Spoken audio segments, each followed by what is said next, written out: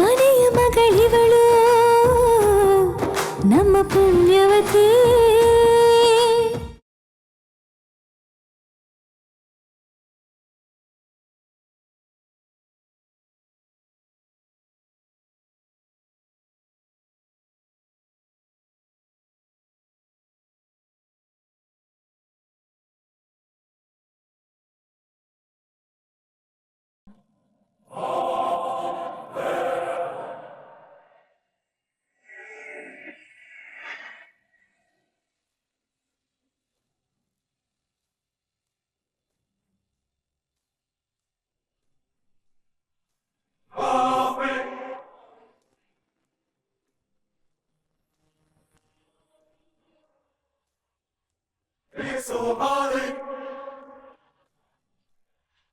ಪದ್ಮಿನಿ, ಪದ್ಮಿನಿ, ಪದ್ಮಿನಿ. ಇವನ್ ಶೋಭರಾಜ್ ಅಲ್ವಾ? ಮನೆ ಒಳಗೆ ಬಂದಿದ್ದಾನಲ್ಲ. ಪುಣ್ಯಕಿಗೆ ಅಮ್ಮಾಜಿ ಚಿಕ್ಕಮ್ಮ ಅತ್ತಿಗೆ ಯಾರು ಮನೇಲಿಲ್ಲ.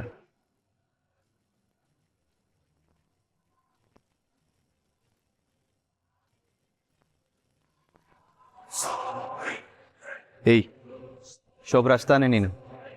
ಇಲ್ಲಿಗೆ ಯಾಕೆ ಬಂದೆ? ಓ ನಂದನ್, ನೀನ್ ಸಿಕ್ಕಿದ್ ತುಂಬಾ ಒಳ್ಳೇದಾಯ್ತು. ಇಲ್ಲಿಗೆ ಯಾಕೆ ಬಂದೆ ಅದನ್ನು ಹೇಳು. ಒಂದು ಸೀಕ್ರೆಟ್ ಹೇಳಬೇಕಾಗಿತ್ತು. ಸೀಕ್ರೆಟ್? ಹೌದು.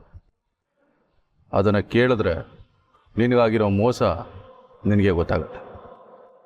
ಹೌದಾ? ಮೋಸ ಆಗಿದೆಯಾ? ಸರಿ, ಆಗಲಿ ಬಿಡು, ನೋ ಪ್ರಾಬ್ಲಮ್. ಏಯ್, ನಾನಿಲ್ಲಿ ತಮಾಷೆ ಮಾಡೋದಕ್ಕೆ ಬಂದಿಲ್ಲ.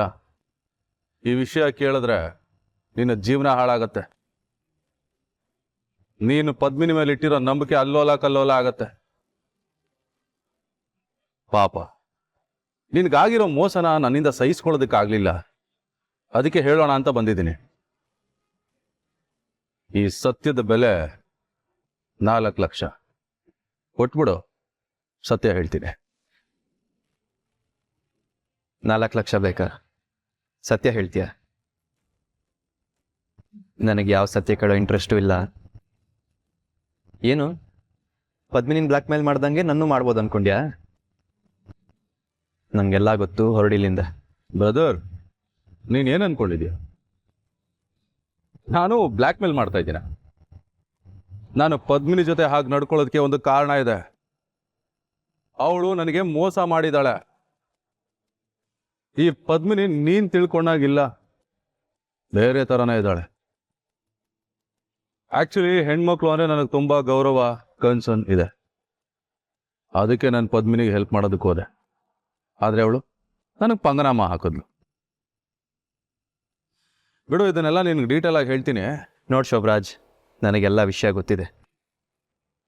ಪದ್ಮಿನಿ ರಿಲೇಟಿವ್ ಅಂತ ಸುಳ್ಳು ಹೇಳ್ಕೊಂಡು ನಮ್ಮ ಮದುವೆಗೆ ಬಂದವ್ ನೀನು ಪದ್ಮಿನಿ ಬಗ್ಗೆ ನನ್ನ ಹತ್ರ ಹೇಳಕ್ ಬರ್ತಿದ್ಯಾ? ನನಗೆಲ್ಲ ಗೊತ್ತಿದೆ, ಹೊರಡಿಲಿಂದ. ನಂದನ್, ನನ್ನ ಮಾತನ್ನ ಸರಿಯಾಗಿ ಕೇಳಿಸ್ಕೊ.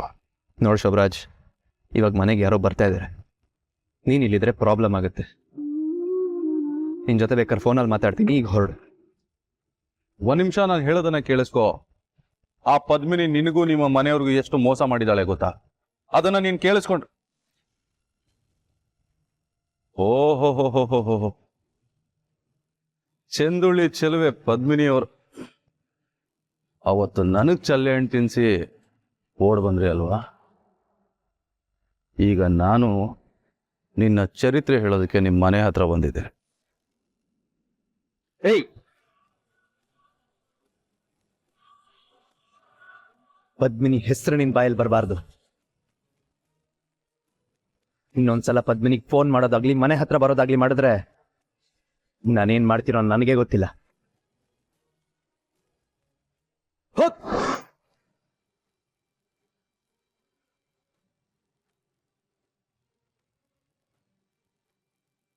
ನಂದನ್, ನೀನು ಇವಳ ಪಾರ ವಹಿಸ್ಕೊಂಡು ಮಾತಾಡ್ತಾ ಇದೀಯಾ? ನಾನು ಹೇಳೋ ಸತ್ಯನ ಒಂದೇ ಒಂದ್ಸಲ ಕೇಳೋ. ನೀನು ಸೀಕ್ರೆಟ್ ಅಂತ ಹೇಳ್ತಿದ್ದಾನೆ ಅಂದ್ರೆ ನಂದನವರು ನೀನು ತಾಳಿ ಕಟ್ಟಿರೋದು ಅಂತ ಗೊತ್ತಾ? ಅದು ಅವನು ಗೊತ್ತಿರೋದಕ್ಕೆ ಸಾಧ್ಯ ಇಲ್ಲ. ಅವತ್ತು ಮದ್ವೆ ದಿನ ಅವನು ಎಲ್ಲಿದ್ದ ಹೇಳು? ಇಷ್ಟಕ್ಕೂ ಮನೆಯವರೆಲ್ಲ ಆಚೆ ಹೋಗವ್ರೆ. ಅವ್ರು ಬರೋಷ್ಟು ನೀವು ಹೋದ್ರೆ ಸಾಕು. ಇವಳೊಬ್ಳು ಊಸರು ಒಳ್ಳಿ ಮಹಾ ಸುಳ್ಳಿ. ನಿನ್ನ ಹತ್ರ ಒಂದು ಮಾತಾಡ್ತಾಳೆ, ನನ್ನ ಹತ್ರ ಒಂದು ಮಾತಾಡ್ತಾಳೆ. ದುಡ್ಡಿನ ಆಸೆಗೆ ನಿನ್ನ ಮದ್ವೆ ಆಗಿ ಮೋಸ ಮಾಡ್ತಿದ್ದಾಳೆ. ಅದಕ್ಕಿಂತ ಹೆಚ್ಚಾಗಿ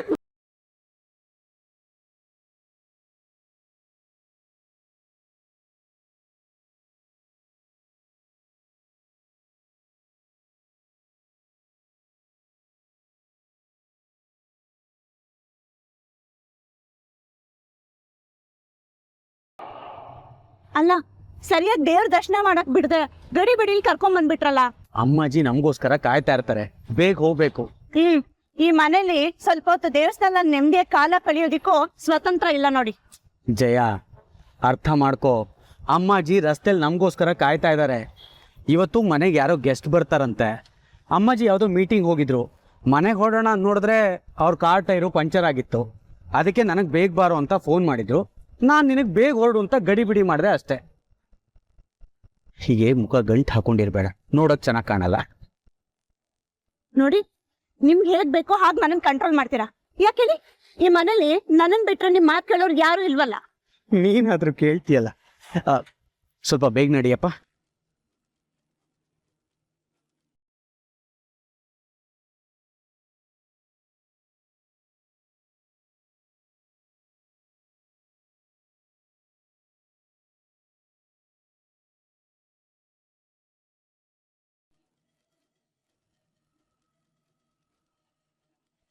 ಅಮ್ಮಾಜಿ ತುಂಬಾ ಹೊತ್ತಿಂದ ಕಾಯ್ತಾ ಇದ್ರಾ?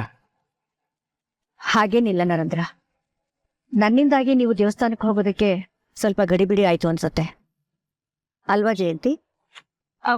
ಪರವಾಗಿಲ್ಲ ಅಮ್ಮಾಜಿ. ನರೇಂದ್ರ, ನಾವು ಸ್ವಲ್ಪ ಬೇಗ ಮನೆಗೆ ಹೋಗ್ಬೇಕು. ನಿನಗೆ ಗೊತ್ತಲ್ವಾ, ಇವತ್ತು ಚಂದೂಲಾಲ್ ಮನೆಗೆ ಬರ್ತಾ ಇದ್ದಾರೆ. ಗೊತ್ತು ಅಮ್ಮಾಜಿ. ತುಂಬಾ ದೊಡ್ಡ ವ್ಯಕ್ತಿ ನಮ್ಮ ಮನೆಗೆ ಬರ್ತಾ ಇದ್ದಾರೆ ನರೇಂದ್ರ. ಅವ್ರನ್ನ ನಾವು ಸ್ವಾಗತ ಮಾಡ್ಬೇಕು. ಮೊದಲು ಅವ್ರ ಟೈಮ್ಗೆ ನಾವು ತುಂಬಾ ಬೆಲೆ ಕೊಡ್ಬೇಕು. ಯಾಕೆಂದ್ರೆ ಅವರು ಟೈಮ್ಗೆ ಕರೆಕ್ಟಾಗಿ ಬಂದ್ಬಿಡ್ತಾರೆ. ಅವ್ರ ಜೊತೆ ಕೆಲಸ ಮಾಡೋ ಬಿಸ್ನೆಸ್ ಪಾರ್ಟ್ನರ್ಗೆನೆ ಟೈಮ್ ಸೆನ್ಸ್ ಇಲ್ಲ ಅನ್ನೋ ಕಾರಣಕ್ಕೆ ಎಷ್ಟೋ ಸರ್ತಿ ಕಾಂಟ್ರಾಕ್ಟ್ ಕೂಡ ಕ್ಯಾನ್ಸಲ್ ಮಾಡಿದ್ದಾರೆ. ಅಂಥವ್ರು ಮನೆಗೆ ಬಂದು ಕಾಯೋದು ಚೆನ್ನಾಗಿರೋದಿಲ್ಲ ಅಲ್ವಾ? ಅದಕ್ಕೆ ಬೇಗ ಹೋಗೋಣ ಅಂತೆ. ಲೇಟ್ ಏನೂ ಆಗಲ್ಲ ಅಮ್ಮಾಜಿ, ಇನ್ನೊಂದು 10 ನಿಮಿಷ ಮನೆಗೆ ತಲುಪಿಡ್ತೀವಿ. ಸರಿ.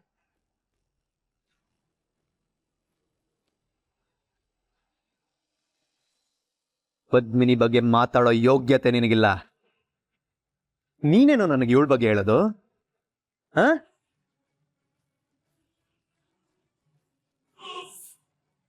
ಇವಳೇನು ಅಂತ ನನಗ್ ಚೆನ್ನಾಗ್ ಗೊತ್ತು. ನೀನೇನು ಅಂತಾನೂ ಗೊತ್ತು. ನೀನೊಬ್ಬ 3rd ಕ್ಲಾಸ್ ಕೋಆರ್ಡಿನೇಟರ್. ಏನು, ಇವಳು ಡ್ಯಾನ್ಸ್ ಮಾಡೋದು ನನಗೆ ಗೊತ್ತಿಲ್ಲ ಅನ್ಕೊಂಡಿದ್ಯಾ? ನನಗೆಲ್ಲ ಗೊತ್ತು. ನಾನು ಡ್ಯಾನ್ಸ್ ಮಾಡಬೇಡ ಅಂತ ಹೇಳಿದ್ಕೆ ಇವಳ ಕನ್ಸನ್ನೇ ತ್ಯಾಗ ಮಾಡಿ ಬಂದಿರೋದು.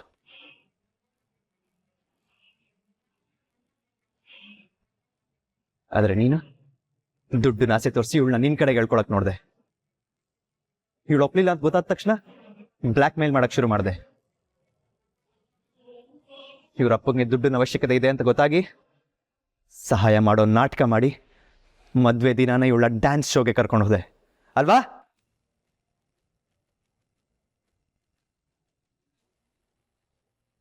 ನನಗೆಲ್ಲ ಗೊತ್ತು ಕಣ. ಇನ್ಫ್ಯಾಕ್ಟ್ ಡ್ಯಾನ್ಸ್ಗೆ ಹೋಗ್ತೀನಿ ಅಂತ ಪರ್ಮಿಷನ್ ಲೆಟರ್ ಬರೆದು ನನ್ನ ಪರ್ಮಿಷನ್ ಸಿಕ್ಕ ಮೇಲೆ ಪದ್ಮಿನಿ ಹೊರಟಿದ್ದು.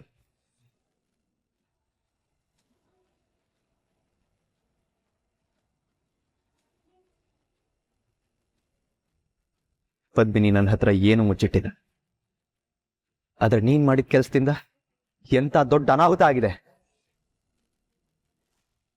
ಅದ್ರ ಬಗ್ಗೆ ಸ್ವಲ್ಪನೂ ಪಶ್ಚಾತ್ತಾಪನೇ ಇಲ್ವಾ ನಿನ್ಗೆ? ಬೇಗ ವಾಪಸ್ ಕರ್ಕೊಂಬಂದ್ ಬಿಡ್ತೀನಿ ಅಂತ ನಂಬ್ಸಿ ಇವಳನ್ನ ಕರ್ಕೊಂಡು ಹೋಗಿ ಅಲ್ಲಿ ಇವಳನ್ನ ರೂಮಲ್ಲಿ ಕೂಡ ಹಾಕ್ತೆ.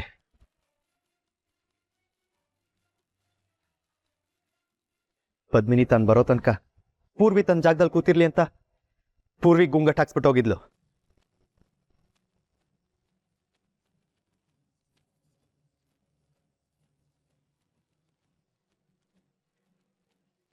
ಅವತ್ ಪದ್ಮಿನಿಗೆ ಪಾಪ ಮುಹೂರ್ತಕ್ಕೆ ಮುಂಚೆ ಬರಕ್ ನೀನ್ ಬಿಡ್ಲೇ ಇಲ್ಲ. ಗುಂಗಟ್ ಒಳಗಡೆ ಇರೋದ್ ಪೂರ್ವಿ ಅಂತ ನಮಗ್ ಯಾರಿಗೂ ಗೊತ್ತೇ ಇರಲಿಲ್ಲ. ಪೂರ್ವಿಗೂ ಸತ್ಯ ಹೇಳಕ್ಕಾಗ್ಲಿಲ್ಲ. ನಂದನ್ ಅವ್ರೆ, ನಿನ್ ಸ್ವಾರ್ಥಕ್ಕೆ ನಮ್ಮ 3 ಜನರ ಜೀವನನೇ ಹಾಳು ಮಾಡ್ಬಿಟ್ಟಿಯಲ್ಲ. ಅವತ್ ನೀನ್ ಪದ್ಮಿನಿನ ಸರಿಯಾದ ಟೈಮಿಗೆ ಕಳ್ಸಿದ್ರೆ ನಮ್ ಜೀವನದಲ್ಲಿ ಇಂಥ ಅನಾಹುತ ಆಗ್ತಿತ್ತಾ? ಬಾಬಾ ಹೇಳೋ ಆಗ್ತಿತ್ತಾ? ನಂದನ್ ಅವ್ರೆ, ನನ್ ಮಾತ್ ಕೇಳಿ. 1 ನಿಮಿಷ ಪದ್ಮಿನಿ. ಇವತ್ತು ನಾನು ಇವನ ಹತ್ರ ಉತ್ತರ ಕೇಳಲೇಬೇಕು. ಏಯ್ ಮಾತಾಡೋ. ಪದ್ಮಿನಿ ಅನ್ಕೊಂಡು ಪೂರ್ವಿಕ್ ತಾಳಿ ಕಟ್ಬಿಟ್ಟೆ ನಾನು.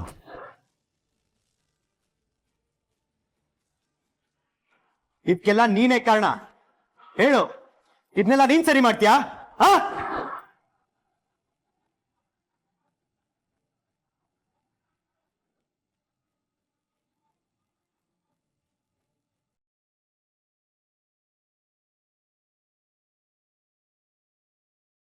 ಇದ್ರ ಬಗ್ಗೆ ಎಳ್ಳಷ್ಟು ಗಿಲ್ಟ್ ಫೀಲಿಂಗ್ ನಿನಗಿಲ್ಲ, ಆದರೆ ಈ ಸೀಕ್ರೆಟ್ ನನಗೆ ಗೊತ್ತಿಲ್ಲ. ಇದ್ರ ಬಗ್ಗೆ ನನಗೆ ಹೇಳ್ಬಿಟ್ಟು ನನ್ನ ಲೈಫ್ನ ಅಲ್ಲೋಲ ಕಲ್ಲೋಲ ಮಾಡ್ಬೇಕು ಅನ್ಕೊಂಡು ಬಂದೆ ಅಲ್ವಾ ಇವತ್ತು? ಇದೇ ತಾನೇ ನೀನ್ ಹೇಳ್ಬೇಕಂತ ಬಂದಿದ್ ಸೀಕ್ರೆಟ್? ಏನೋ ನೀನ್ ಪದ್ಮಿನಿಗೆ ತಾಳಿ ಕಟ್ಟಿಲ್ವಾ? ನೀನ್ ತಾಳಿ ಕಟ್ಟಿದ್ದು ಪೂರ್ವಿಗ.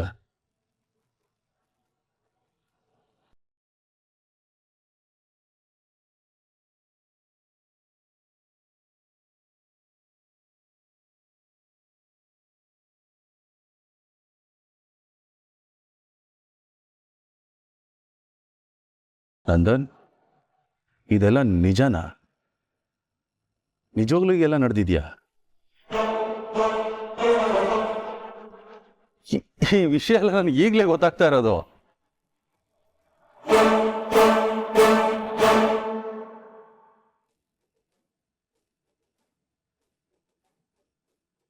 ಅಂದ್ರೆ ನೀನ್ ಹೇಳ್ಬೇಕಂತ ಬಂದಿದ್ secret?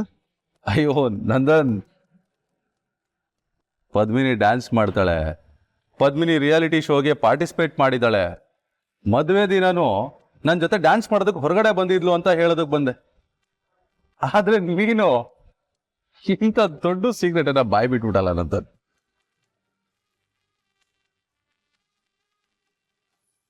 Thank you, thank you, thank you so much.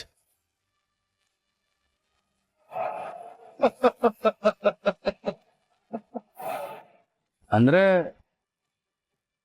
ಈ ಪಟಾಕಿ ಪೂರ್ವಿನ ಈಗ ನಿನ್ ಹೆಂಡತಿ